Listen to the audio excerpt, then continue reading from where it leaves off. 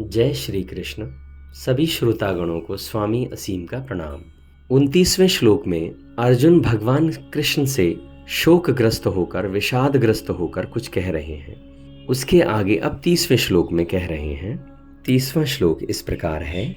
गांडीवं स्रंसते हस्तत्वक्चैव परिदह्यते न च शक्नोम्यवस्थातुं भ्रमतीव च मे मनः। एक बार फिर से सुनेंगे।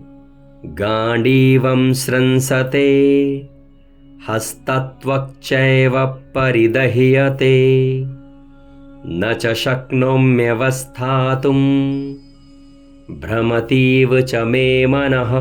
अर्थात अर्जुन भगवान कृष्ण से कह रहे हैं, हे कृष्ण, मेरे हाथ से गांडीव धनुष गिर रहा है और त्वचा भी बहुत जल रही है तथा मेरा मन भ्रमित सा हो रहा है, इसलिए मैं खड़ा रहने में भी समर्थ नहीं हूं। मित्रों, जिस गांडीव धनुष की प्रत्यंचा की टंकार से शत्रु भयभीत हो जाते हैं, वही गांडीव धनुष आज अर्जुन के हाथ से गिर रहा है।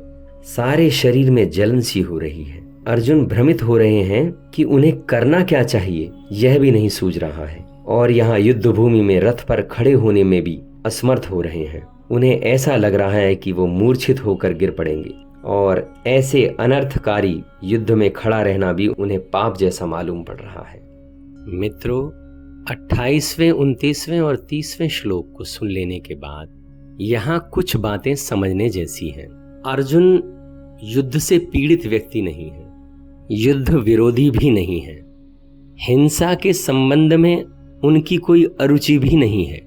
ऐसा भी नहीं है कि वो हिंसा करना ही नहीं चाहते, कभी उन्होंने हिंसा करी ही ना हो, कोई उनकी रुचि ही ना हो हिंसा के संबंध में, ऐसा भी नहीं है। क्योंकि अर्जुन का सारे जीवन का शिक्षण, सारे जीवन का संस्कार हिंसा और युद्ध के लिए ही था। लेकिन मित्रों, यहाँ समझने वाली बात यह है कि जितना ही हिंसक चित्त होगा, उतना ही वो ममत्व से भरा हुआ चित्त भी होगा, अपनेपन से भरा हुआ चित्त भी होगा वो। क्योंकि हिंसा और ममत्व दोनों साथ साथ ही जीते हैं। मेरे का भाव ही हिंसा है। असल में जिसे अहिंसक होना होता है, उसे मेरे का भाव ही छोड़ना होता है। इसे इस तरह से समझना चाहिए, जैसे ही हम कहते हैं मेरा, तो जो मेरा नहीं है वो पृथक होना शुरू हो जाता है, वो अलग होना शुरू हो जाता है। जैसे ही मैं सीमा खींचता हूं अपनों की, वैसे ही मैं परायों की सीमा भी खींच देता हूं। यहाँ अर्जुन का शरीर शिथिल हुआ जा रहा है, इसलिए नहीं कि अर्जुन युद्ध करना नहीं चाहते, इसलिए नहीं कि युद्ध में होने वाली हिंसा में अर्जुन को कुछ बुराई दिखाई दे रही है, इसलिए भी नहीं कि अचानक अर्जुन के चित्त में अहिंसा का सूत्रपात हो गया हो, बल्कि हिंसा के ही बुनियादी आधार ने अर्जुन के चित्त को पकड़ लिया। ममत्व ने उनके चित्त को पकड़ लिया, अपनापन उनके चित्त पर हावी हो गया। ममत्व हिंसा ही है। अगर इसको नहीं समझा तो पूरी गीता को समझना ही कठिन हो जाएगा। जो इसे नहीं समझ सके, उन्हें ऐसा प्रतीत होता था कि अर्जुन अहिंसा की तरफ खींचता था और कृष्ण अर्जुन को हिंसा की तरफ मोड़ रहे हैं। जो अहिंसा की तरफ झुकता है, कृष्ण उसे कभी भी हिंसा की तरफ नहीं झुकाएंगे, झुकाना चाहेंगे तो भी नहीं झुका पाएंगे। जो अहिंसा की तरफ झुकता है, कृष्ण यदि चाहे भी तो भी उसे हिंसा की तरफ नहीं झुका पाएंगे। लेकिन अर्जुन रत्ती भर भी अहिंसा की तरफ नहीं झुक रहे हैं। अर्जुन का चित्त हिंसा के गहरे आधार पर जाकर टिक गया है। अर्जुन को दिखाई पड़े अपने ही लोग, अपने प्रियजन, अपने संबंधी। यदि वहां अपने प्रियजन, अपने संबंधी, अपने स्वजन नहीं होते तो अर्जुन गाजर और मूली की तरह काट डालते लोगों को। अपने थे इसलिए काटने में कठिनाई मालूम पड़ी, पराये होते तो कोई कठिनाई नहीं होती। और अहिंसा केवल उसके चित्त में ही प्रकट होती है जिसका अपना पराया मिट गया हो। इसलिए अर्जुन का जो चित्त इस वक्त संकटग्रस्त हुआ है, वो अहिंसा के आकर्षण से नहीं हुआ, बल्कि हिंसा के ही मूल आधार पर पहुंचने के कारण हुआ है।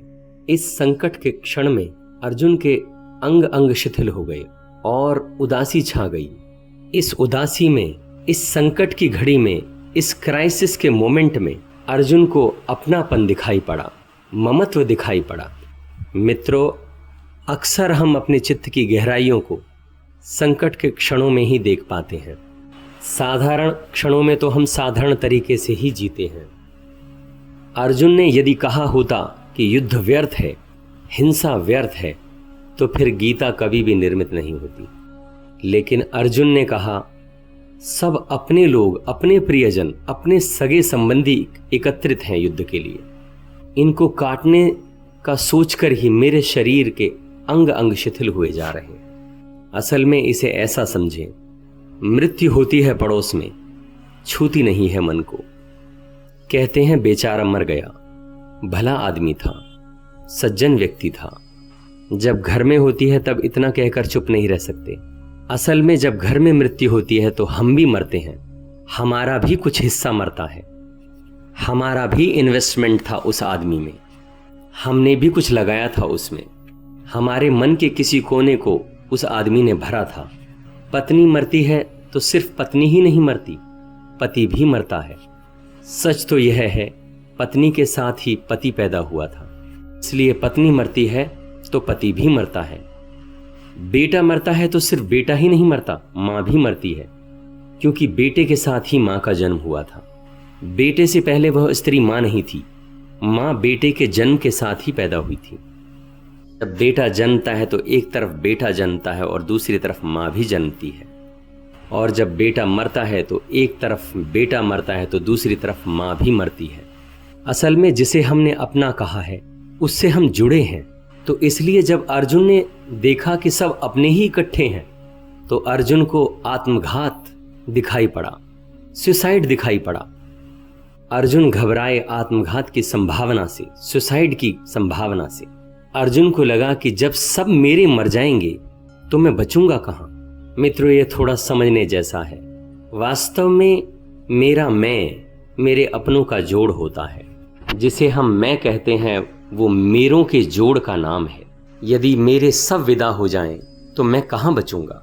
ये मेरा मैं कुछ मेरी माँ से, कुछ मेरे पिता से, कुछ मेरे भाई से, कुछ मेरी बहन से, कुछ मेरे संबंधियों से, मित्रों से निर्मित होता है। अर्जुन को सिर्फ यही दिखाई पड़ा कि ये सब मर जाएंगे, ऐसा नहीं है।